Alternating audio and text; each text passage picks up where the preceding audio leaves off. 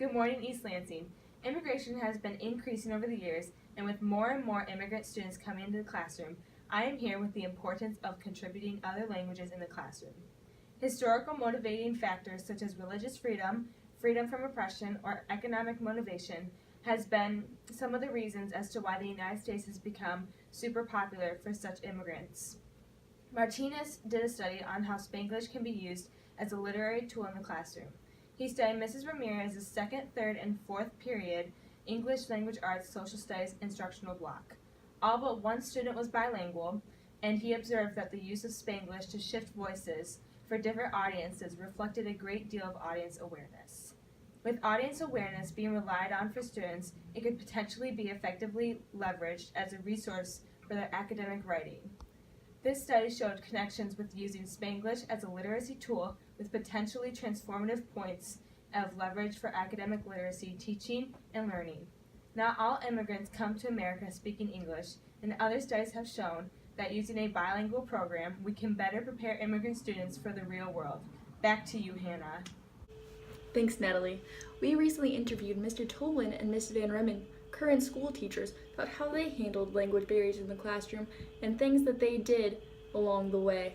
We'll hear from them after the break. This video is brought to you by the Global Education Cohort Program. For all you do, we thank you.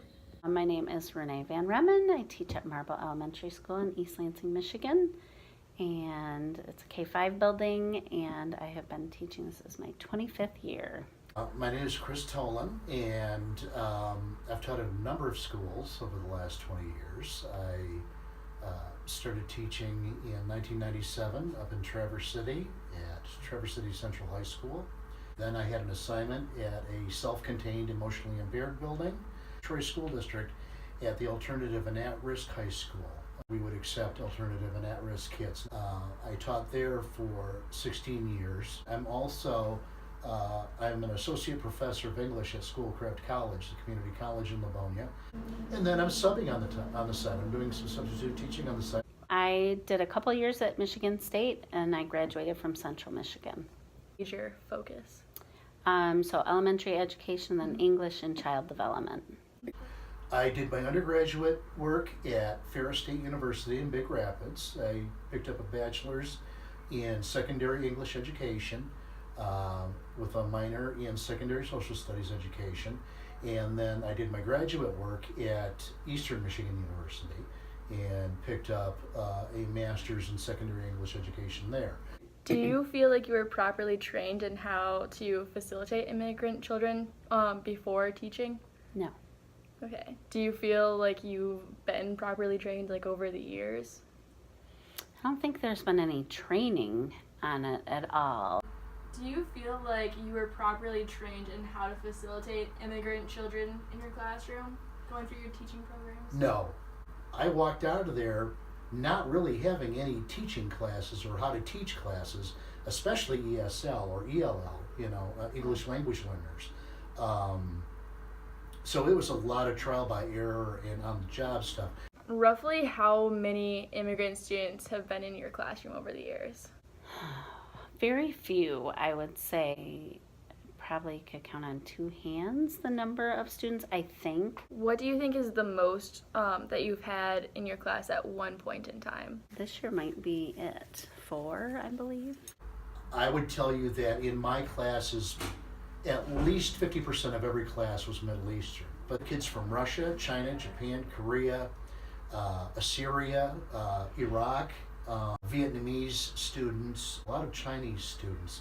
What does the school have, like resource-wise, that they're able to provide for those students? So right now, I think some buildings have more support than others, like Red Cedar, Glencairn have more because they have a larger population of students from other countries. Mm-hmm. Ours get the ELL services if they qualify. Right now it's twice a week for a half hour each time. So not like a lot. Yeah, but... and I really don't know what they do in that. Yeah. And a lot of families just choose to not participate in it. These guys are excited to go this year. The same building that we were in was also the ESL program. Mm-hmm. And so a new student would come to us, a new family would come into the country, and they would put their student through the ELL program, and then they would transition or sort of graduate, I guess you could call it, from ELL into our program. Is there anything that you do in your classroom to help those children with language barriers? Like extra pictures or something? At times, yes. It's not been such a big deal in years past. This year's a little more, so I know some of them stay and work with me at recess time, because that's the only time that we can really work one-on-one to assist them with some of the things. For their parents, I often translate my newsletters and things That's really into cool. Arabic and then send it. I would be able to communicate with a student, but I'd be reading his or her paper, and it just grammatically was not correct. Style-wise, it was not correct. It was not uniform. It was missing punctuation. It was missing contractions, all sorts of things.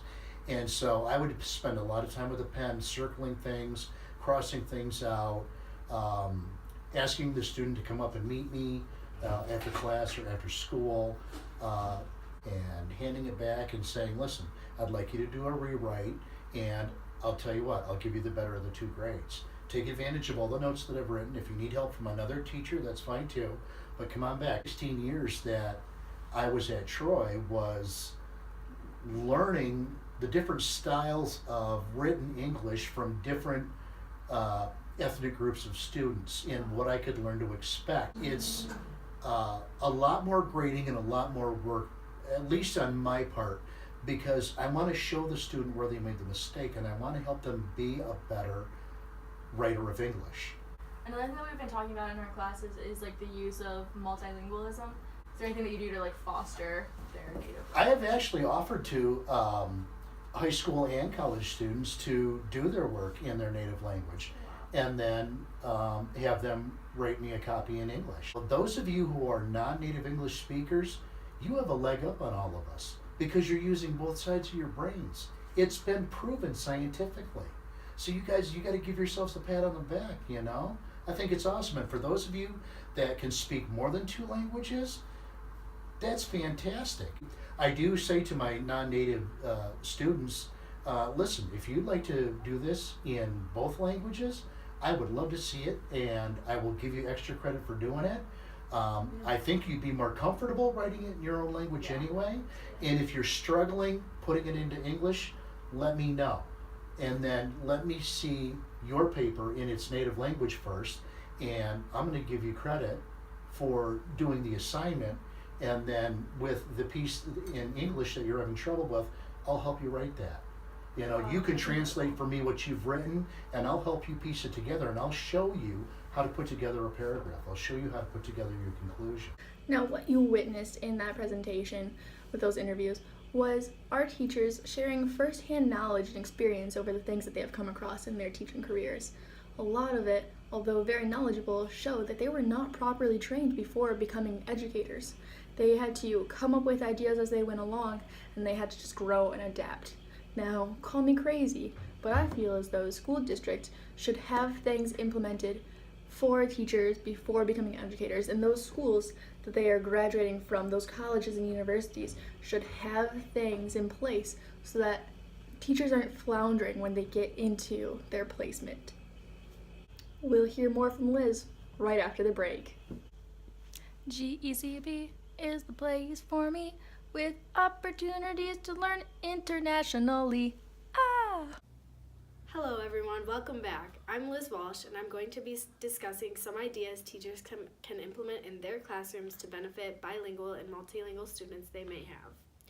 According to Badrul Hisham Ahmad in his article, Teachers Code Switching in Classroom Instruction for Low English Proficient Learners, code switching is one of the most beneficial resources a teacher can use. Using code switching can benefit the students because the level of English in formal instruction is usually too difficult for these English language learners to understand.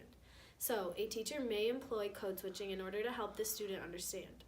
This also saves time in the classroom and helps lectures go more efficiently. This helps students feel more comfortable and cared for their individual needs.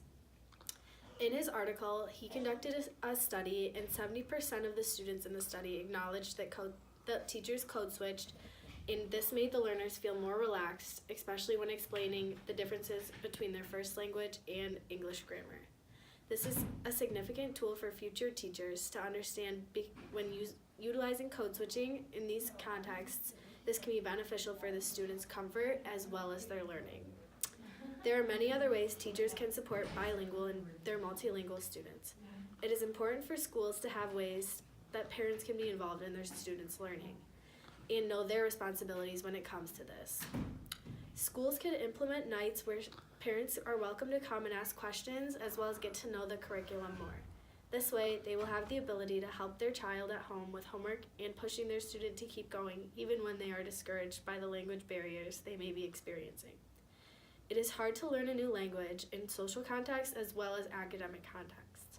Having support in the classroom and out of the classroom can help learning English make a smoother transition.